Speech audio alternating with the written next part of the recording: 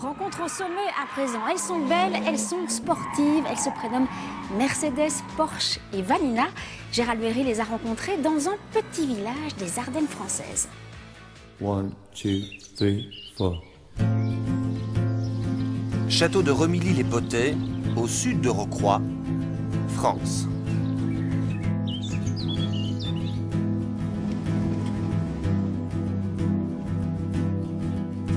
My goldfish died today. Leave the heart in a bubble. Rain on flight in my kitchen.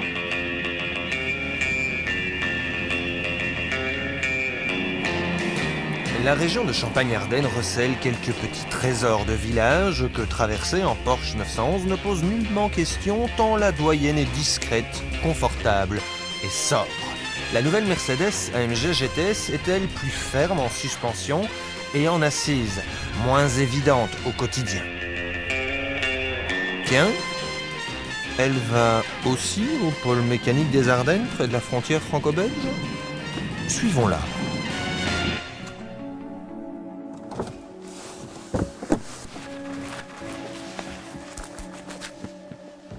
Bonjour monsieur, Madame? j'ai l'impression que vous me suivez. Vous pensez?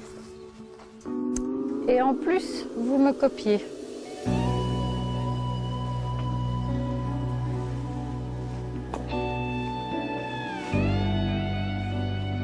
Oui, peut-être.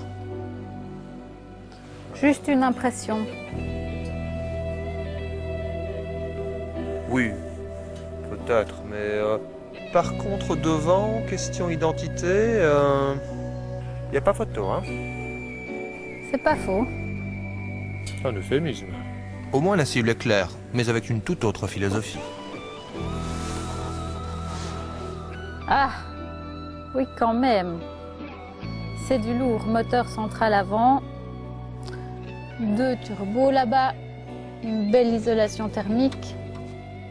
Oui, on est sur un V8 4 litres biturbo, hein. D'où la protection, hein. 510 chevaux. 650 Nm à partir de 1750 tours. Et oui, ça rentre bien, oui. Et ou sinon, vous, le moteur...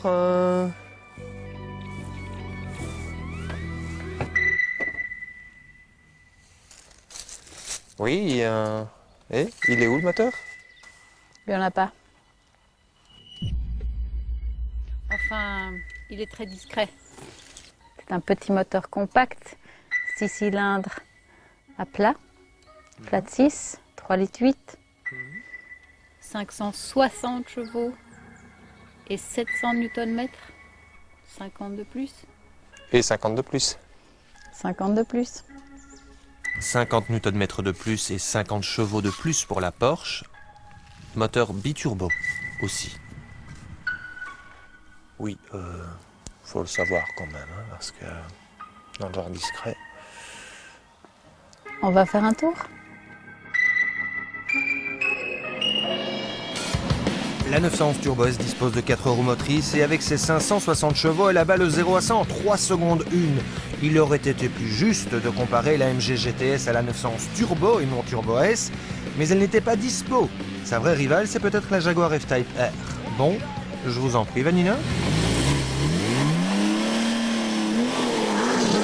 Ah oui, quand elle y va, Vanina. La AMG est une propulsion, 2 roues motrices. Toutes deux disposent d'une boîte 7 séquentielle à double embrayage. Mais la ressemblance s'arrête dès les premiers virages. Vanina profite de la motricité de ses 4 roues motrices et du contrôle dynamique du châssis chez Porsche, alors que la Mercedes est beaucoup plus joueuse, toute aide électronique bien sûr débranchée.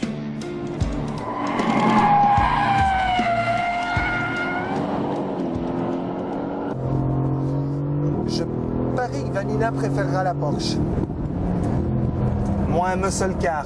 Celle-ci, c'est plus viril. Et ça correspond moins à un style de pilotage tout en finesse comme celui de Vanina. Pour signer un temps chrono, la Porsche sera devant, c'est certain, mais avec moins de sensations. Elle va bien, votre voiture, hein? Je suis bien amusé. Je me souvenais, mais jamais sur piste. Et là, et l'AMG? C'est une belle nouveauté, une belle découverte, beaucoup de sensations.